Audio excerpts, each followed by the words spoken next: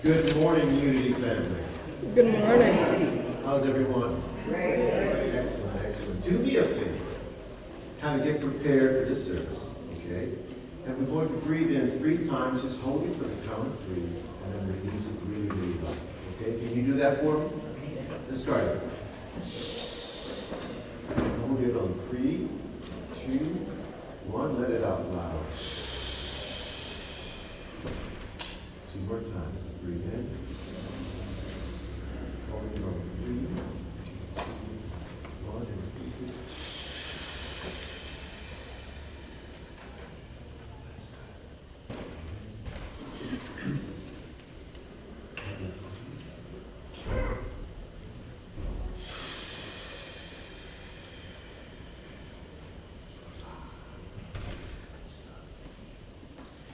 Let us look in our hymnals. If you go to page 2 in your hymnal, you will see 2 bold-faced categories. One of them, at the top, is the unity statement of being, and below that is the 5 unity principles. And so I'd like you to repeat after me. We'll start with the unity statement of being. I will tell you that I am a slow reader. Okay? There is one presence and one power in this church, in our lives, and in the universe. God, the good, omnipotent. Okay, we're going to do that a little slower for the 5 principles so we can breathe in the meanings of each of those principles. Number 1, God is absolute good. Everywhere is present. Number 2, God lives in us. Therefore, we are inherently good. Number 3, we are co-creators with God and create our experiences through our thoughts. A little slower.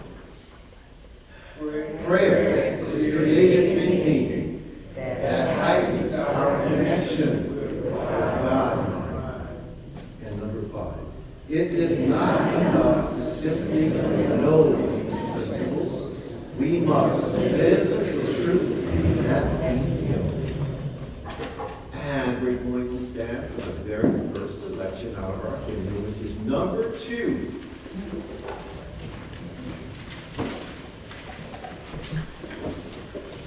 It's the Lord's Prayer.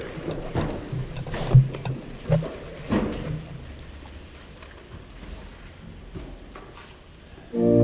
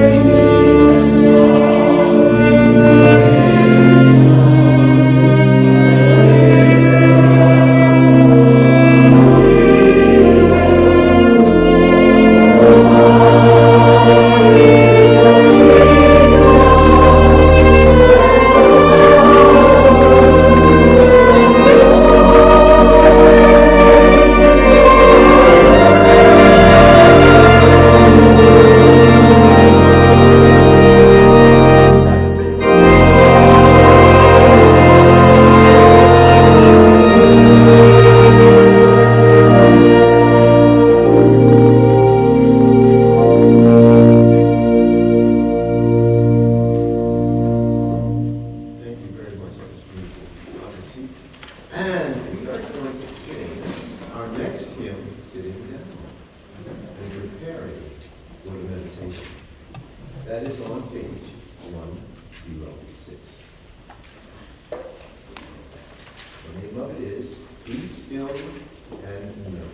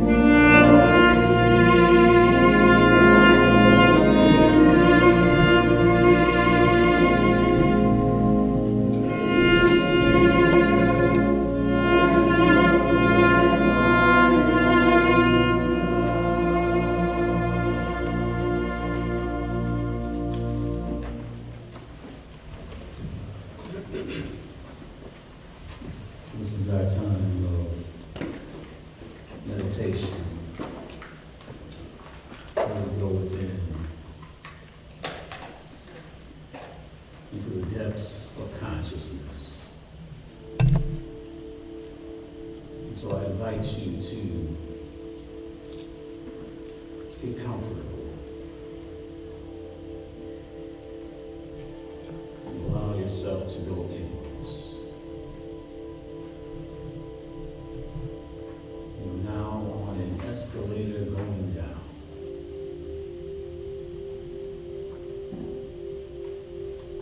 And at the beginning of this journey, in this escalator going downwards,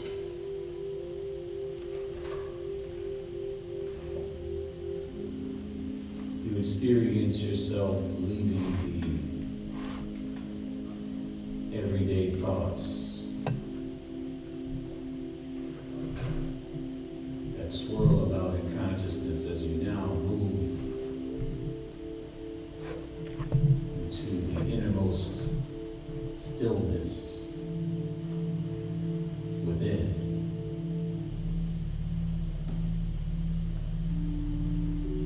Journeying down this escalator,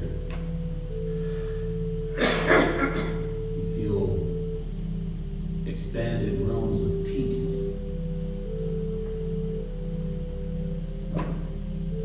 as you continue to go within.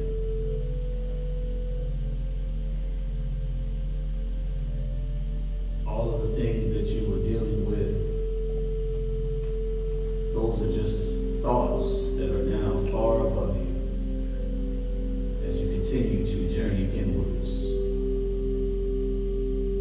into the depths of consciousness.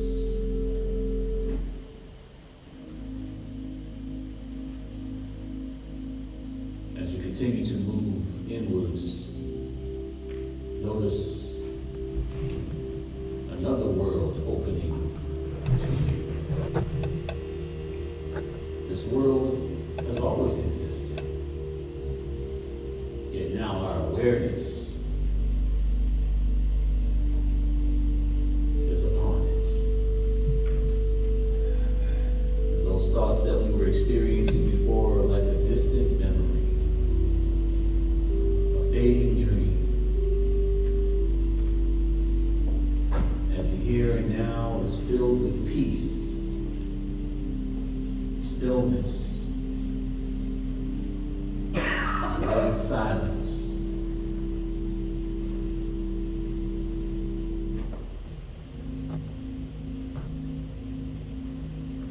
Be still. Be at peace.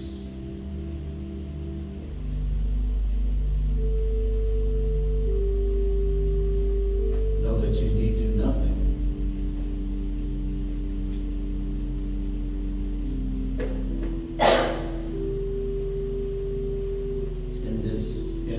place where all causality lies. You are connected with everything.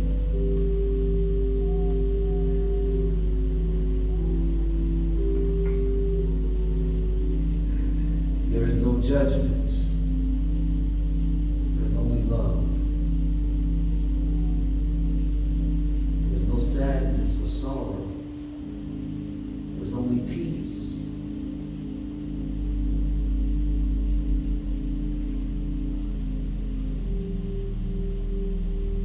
Be still and know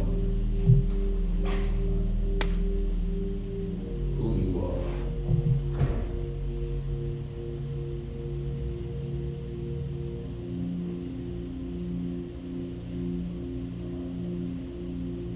Begin to reflect on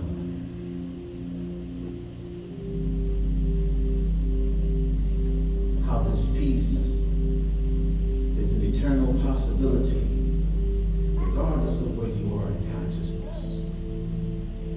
Begin to contemplate this.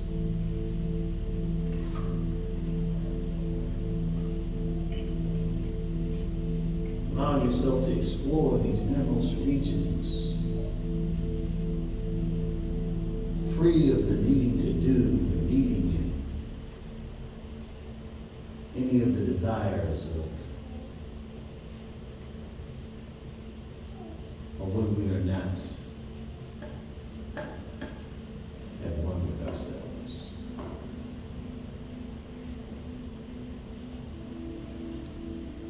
And just allow yourself to be.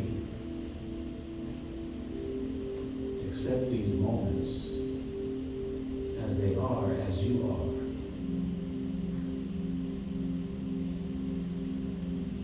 For these moments are a part of you.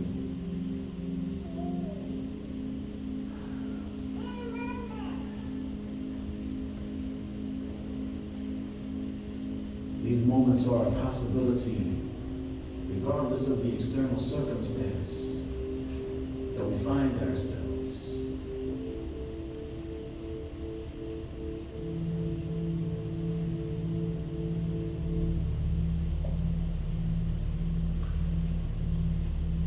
See and feel what it means to be a creator of one's own experiences.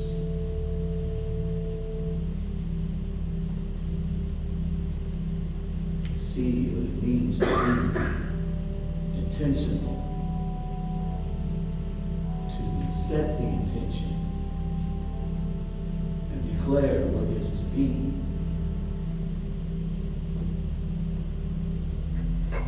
And see those intentions take shape and form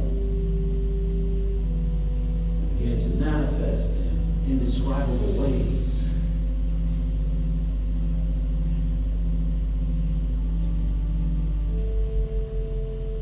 Knowing that these manifestations are one with you, or one with their creator.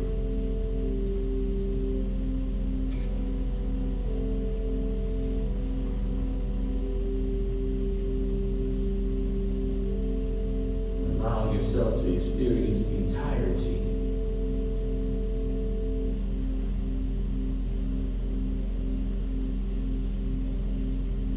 of everything, knowing that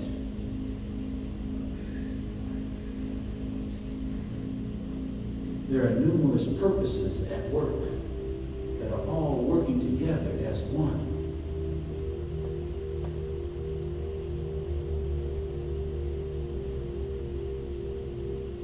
And so set the intention to see these experiences as love sees you. Perfect. Not needing to change a single thing. Meeting and loving you exactly where you are.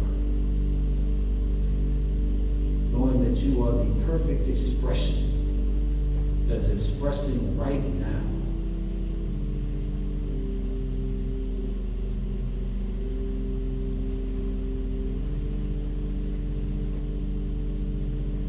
Allow your traditional ideas of perfection to fall away. And open your mind to new ways of seeing perfection, where it can be inclusive of who you are and where you are in your evolution.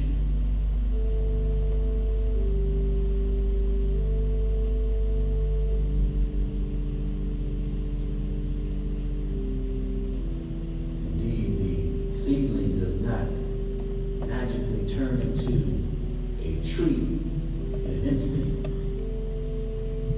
just as we do not suddenly express at our highest potential in an instant. Everything is a process. That is the natural way of things.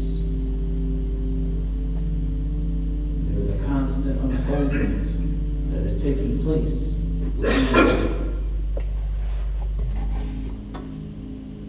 As you continue to become more and more of that which you are in the absolute.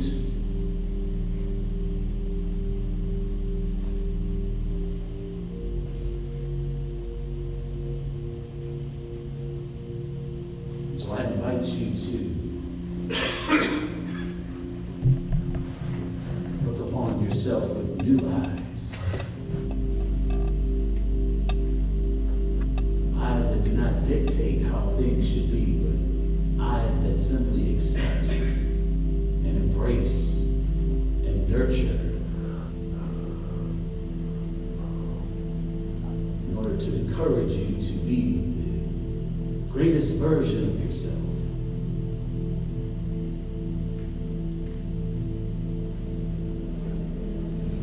I invite you to see yourself as Spirit sees you.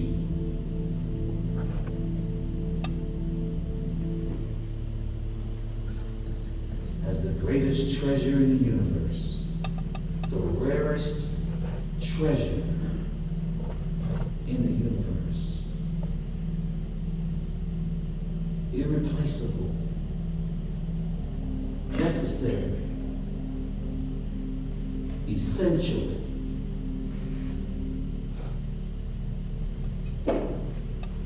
This is you.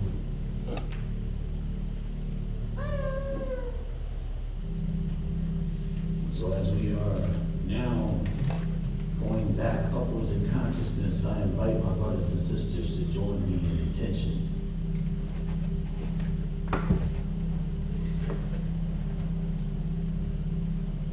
As the perfect message is already done in the mind of spirit. And so we set the intention for this perfect message right here, right now. Knowing that our minds are always joined, are always one.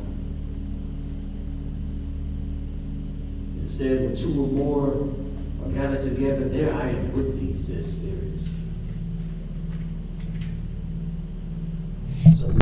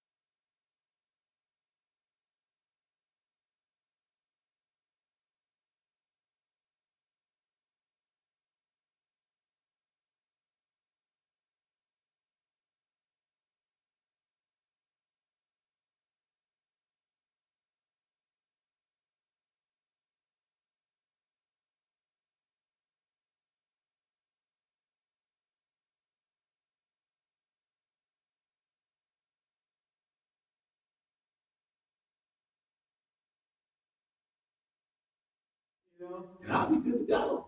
You know? During the meditation, I was talking about the seed. Because we have these ideas, with these comparative ideas about how we're supposed to be, and that creates this dissatisfaction, or when we're not looking at aspects at ourselves entirely, or we're thinking that there's certain parts of us that aren't good enough and things like that, and so there's this devaluation or whatever, and so we're not realizing that we're actually creating this tunnel vision.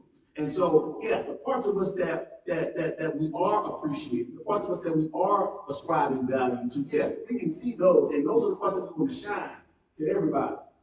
We want to shine those, But there's so many parts of us that make up the whole. See, if you're not recognizing that all of the parts, if you're looking at any individual part of a system, and not recognizing that all parts of that system serve a vital function for the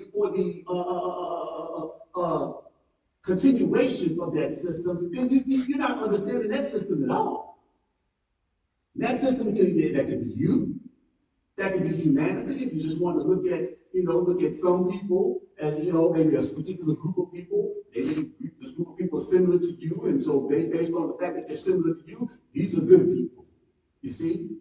But at the same time, if you're not understanding that not only the people that you're identifying with, but also all people serve a vital function, then you're missing the whole picture. You're looking at a meaningless world. The same thing when we look at ourselves as license. When we decide that we're going to place our love, we're going to be selective, we're going to give some love over here. What about over there? I'm not worried about over there. I'm not worried about that. They got to work their own thing out. I'm talking about here. No. Is that seeing how love sees? You see, that's the whole point. And see, love doesn't have any conditions. Love doesn't have you have to jump through any hoops or have to earn it. You see, we live in this upside down world. We have to earn things. You have to do all these different things, but at the same time, it's opposite of divine truth. Because divine truth says you're already everything. You're already worth everything. You're already innocent. You're already perfect. But we live in this world that says, no, you have to move towards, nobody's perfect. You have to move towards making yourself better or earning or proving yourself. And divine truth is you don't have to prove anything. So it's an inverse world that we're living in. And that we've been indoctrinated into. And so the whole point of this 20-minute talk is basically to get you to question these things. So that you can begin to, see, once you can start questioning anything, once you can question something, now there's a chance. Now there's little cracks coming in. There's little cracks that are going to start happening now because you're willing to question. You're actually willing to say something, even though everybody else is just not saying anything about it. If you're willing to question things, okay, possibilities will always remain open to you. Always. They will remain open to you. You will not walk blindly into anything. So yes, I'm encouraging you to be independent thinkers. I'm encouraging you to question. I'm encouraging you to question, is it really true?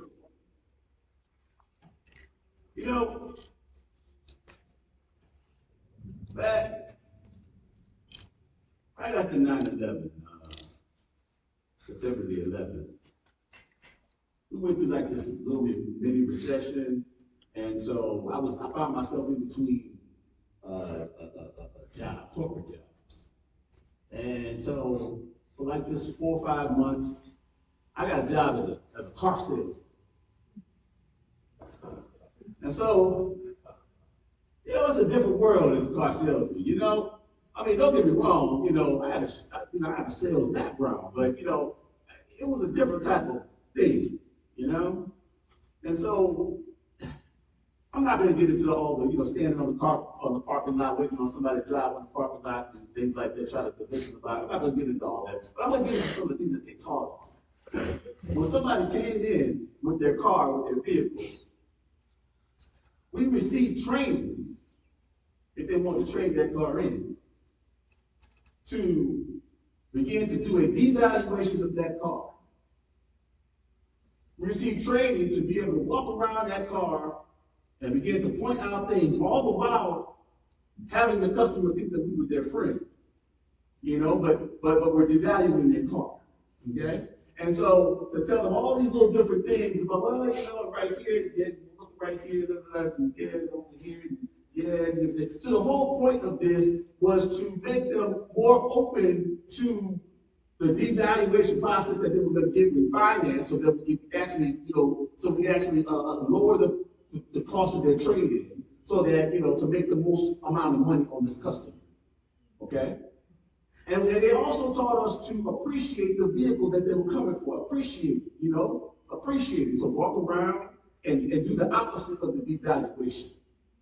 So talk about everything about the car. Yeah, it has this, it has all of this.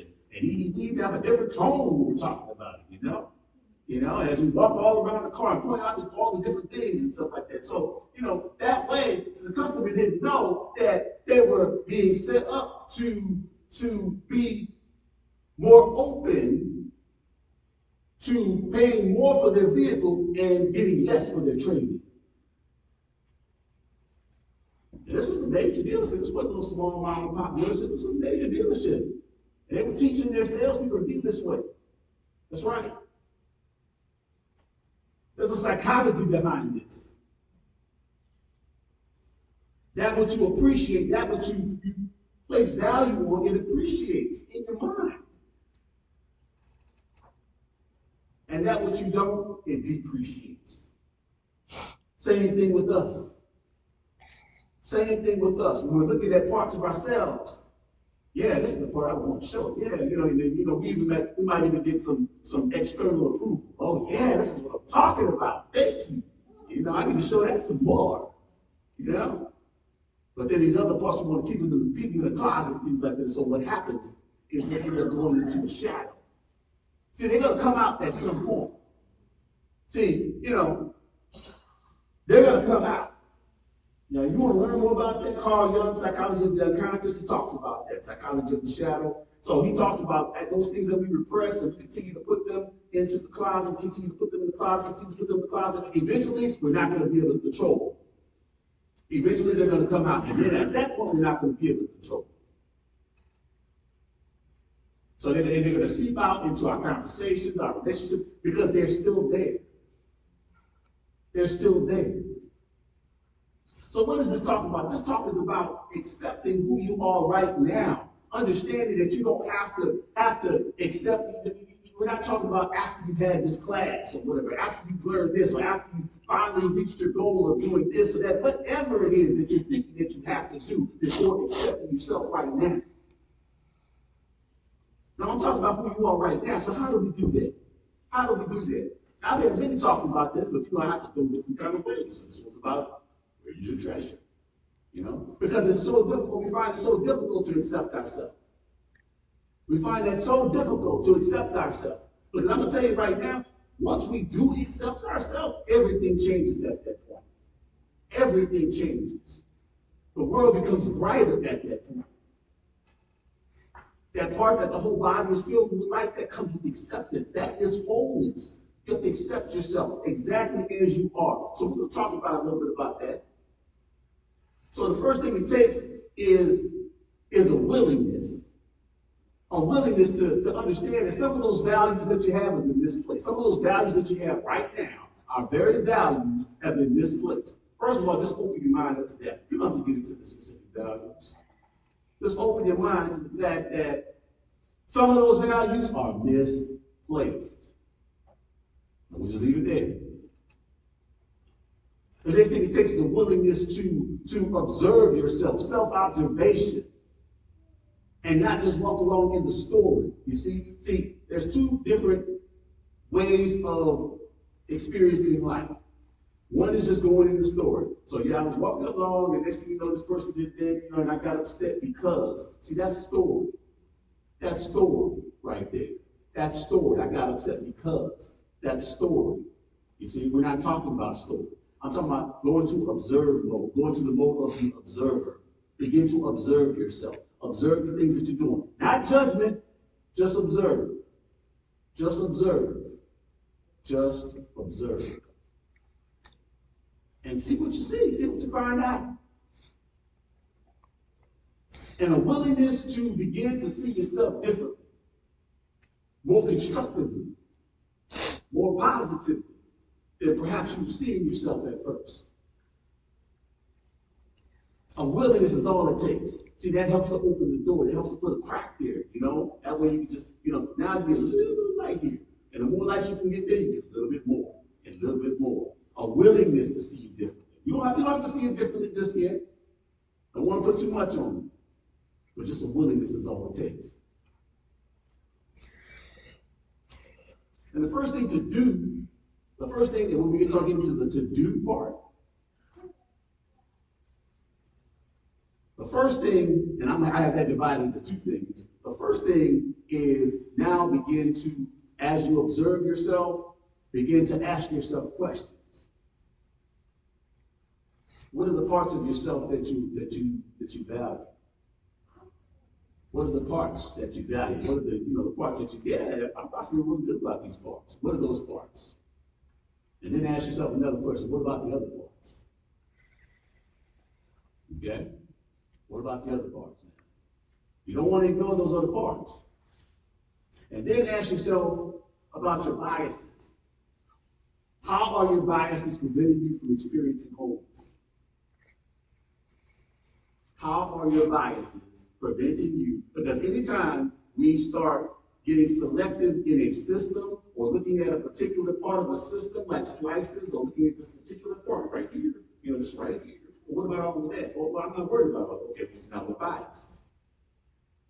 How are your biases helping you contribute to your wholeness? Or another way to ask that same question is, where are your triggers? Where are your triggers? Where do you find yourself getting upset? Where do you find yourself losing your patience? Where do you find yourself, and I understand that you're going to go into a story where you want to try to blame it on something out there, try to blame it on something that triggered you. No. But that thing was a blessing. That actually helped to bring it up so you can actually look at it, so you can actually heal it, so you can actually do something with it. So it didn't just sit down there like a poison, that just sitting in there. How do you think cancer, where do you think the fuel for cancer comes from? When we repress so many different things. That's right. That stuff is a poison. And cancer is one of the number one killers in our society. One of the number one killers in our society. So yes, this actually helps you.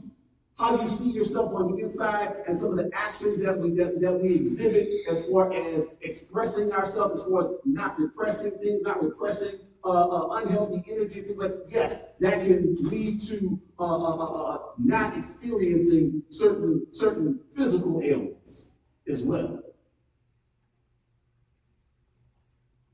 Stuff is very important. And the next thing, and this is all part of the process, I will begin to ask myself universal questions. And I'm gonna give you some examples of some universal questions. I will begin to ask myself universal questions, okay? What is a universal question? A question that applies to all of us. A question that has a truth, that has a yes, that applies to all of us. Okay? So for example, a universal question, a universal truth is that you are doing the best that you can, or not that universal truth. You're doing the best that you can with what you know right now. That's the truth. And that applies to you. That applies to everybody. You're doing your best with what you know right now. As we know better, we will do better. But right now, this is what I know, and I'm doing my best with what I know. What is another universal truth? We are all originals. We are all originals. So from that understanding that we are all originals, how do you have a category? How can one original tell another original how to be or how to express themselves or what the best way to, whatever, if it's an original? It's something that never has been in existence before now. hence original, how can we have any, there's no manual for it, there's no manual. If when I order something and something goes wrong or whatever, I got a manual for it. Guess what? It's not an original, okay? Came from a manufacturer, they have a whole bunch of these things. You're an original. There is no manual. There is no way to do this, no way to be, no way. No. So you are figuring things out the best way you can. This is a universal truth for you and for all of your brothers and sisters. And why I'm saying universal? Because it is important that we begin to see all of our brothers and sisters as us as well, because they are us. They are us. Just because it doesn't look like us, or they don't look like us, doesn't mean that they're not us. So begin to understand that these are the things that you have in common with your brothers and sisters. You're on a sacred journey. That's another universal truth. You're on a sacred journey. Just like they're on a sacred journey. You're on a sacred journey. So it is not for anyone to tell him, yes, there can be maybe a more efficient way to do something. Yes. Oh, yeah. So, but we don't have the wherewithal as far as knowing how someone is what someone is supposed to do. Okay? Because the things that when you make decisions based on fear and things like that, and you go on this roundabout path, you find new ways of expressing that have not been expressed before. You become what is known as a trailblazer. Yes, there may be a more efficient way, but that may not be your journey, the more efficient way. Maybe your journey, and let me tell you something, I took many non-efficient paths. And they are serving me right now. So could there have been a more efficient way? Sure. That doesn't mean that it was my way. That's the point I'm trying to make to you. So none of us have the authority to say, well, you're supposed to be doing this. No. That's not on any of us. And what I would also do is I would begin to frame these ideas. After you've done this observation, I'll begin to reframe it. And understand that we are wholly beautiful. It does not mean that we don't have fear. And fear and error and all those things in our consciousness just represent journey fuel. That's all they are. You see, if you're not in fear, you don't have any error, anything like that, you just go on a journey. That's it. But if you do have fear, if you have error in your consciousness, all that's going to do is just send you on an intimate journey where you're now going to figure out things about yourself. You're going to fall down, you're going to bump into walls, you're going to pick yourself up, but you're going to gain an intimate understanding of how things are and how beautiful you are at the end of that journey that you would not have had if you did not go on that journey. So that nobody can say anything about when somebody is coming out of fear. No one can do that. Our journeys are sacred. Our lives are always purposeful and have meaning at all times.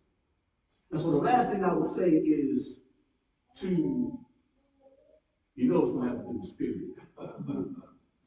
So I would just say, ask spirit and trust in spirit. Place your trust in spirit. Communicate and build a relationship with spirit. There is a GPS that exists in spirit where things become a whole lot more easier when you begin to trust more in spirit and tell spirit where you're trying to go. And spirit, it just has this GPS where it'll get you there. And yes, it will bring people into your lives. And some of the people that come into your lives, they will be like, you'll perceive them as blessings. Or some of the people, well, you may perceive them as being very challenging. But it will give you exactly what you need to get to that GPS that you said you want to get to in the first place. And at the end of that journey, you will find yourself exactly where you were talking to spirit saying you want to get to. It happens.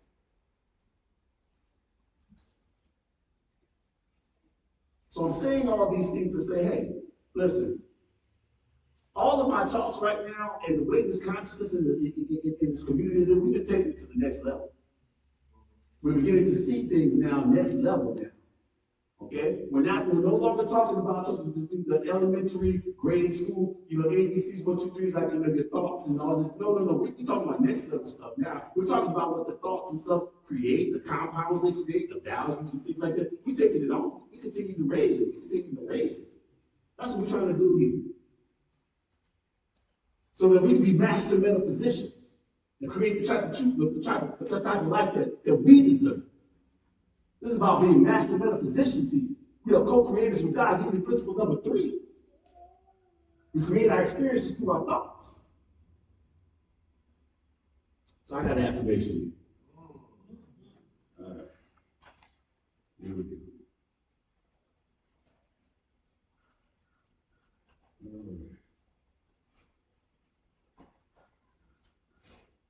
All right, everybody repeat after me. I am grateful to be the person I am. I love each part of myself.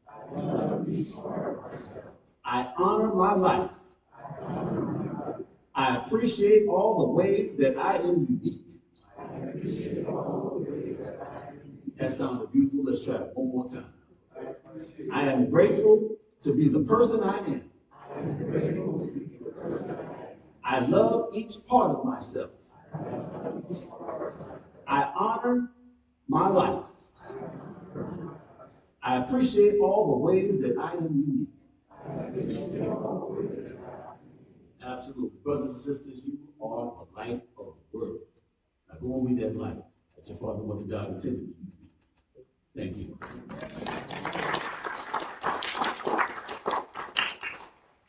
Thank you, Stephen.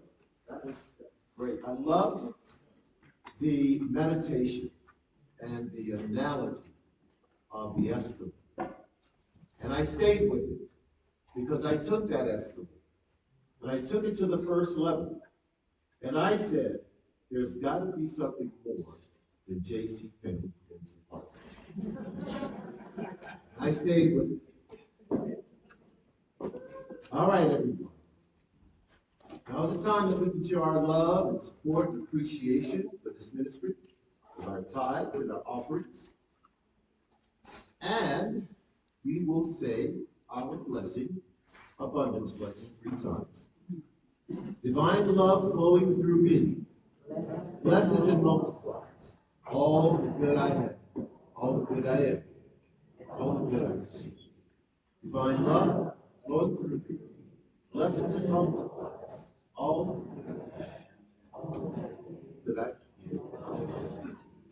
Divine love flowing through me blesses and multiplies all the good I am and have, all the good I give and receive. Son, and the and our announcements.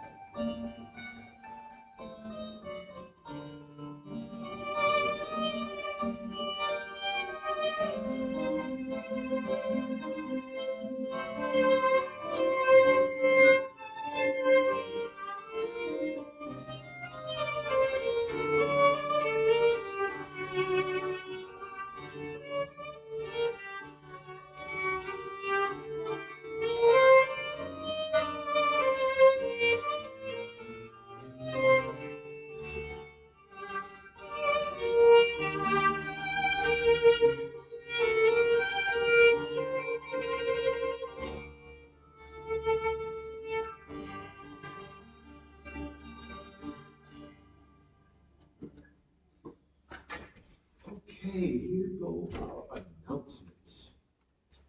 Let's see what we have here. First of all, we have prayer chaplains that are available after service for prayer.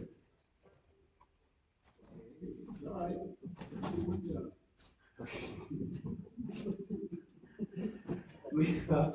We have two of our tents. Please stand for us as a prayer chaplain. And Shanti. Shanti, would you stand for us? Those are our two lovely prayer chaplains. You can see them after service for prayer. In conflict, of course. We have electronic giving, which is at the front desk at the lobby. So we also accept electronic giving. I will let Stephen come up and talk about membership voting for us. So there's a group that does healing services, and so they would like to come here to Unity of New Orleans, and we would host them. And so, but I want you all to be able to vote on this, and this is going to be in January 2024 to give us adequate time for preparation. At first, they wanted to come like at the end of October. I was like, this is not going to work for that. I'm sorry, we don't do things last minute and stuff like that. But what I can tell you is that about the efficacy. The minister prayed with me over the phone. I had like this nagging thing going on with my hip. And so I'm gonna tell you, I feel a lot better. So, I'm gonna give you all some flyers next Sunday, and those members who are voting members, if you would like to have a healing service sometime in January, if you or anybody you know is dealing with anything, we're going to be doing that in January 2024. You just vote yes that this is something that you'd like to see. If not, just vote no, and we'll know what to do at that point. Thanks, Steve. Okay, let's see. Of course, you can find us on Facebook and also on YouTube. Now, any visitors here today? Any visitors? Yes, sir. Can you tell me what city, state you're from? Are you from here? Great. Well, thank you. Welcome. Who else we have? Yes. Lubbock, Texas. Welcome. We have one. Did we have at least one? Yes, ma'am. Well, we visited a couple times, but we live in Welcome. Welcome. Thank you so much for visiting us. We appreciate that. We welcome all visitors here. My name is Tarcisius, and I do a couple of things here. Of course, I sing in the choir, and I do some platforming when requested. And if there's anyone that is interested in any type of sacred service, we have quite a few responsibilities that are available for you. So just see me after the service, and I will direct you to the right person so that you can be fulfilled as far as servicing with the center. So now, our next is going to be our prayer protection. That is not true. Love God protects us and protects our wherever we are.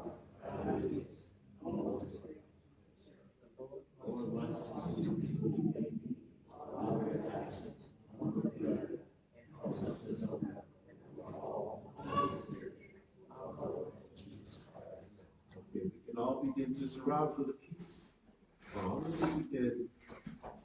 Of course, you're going to hold hands. Let's see if we can connect it.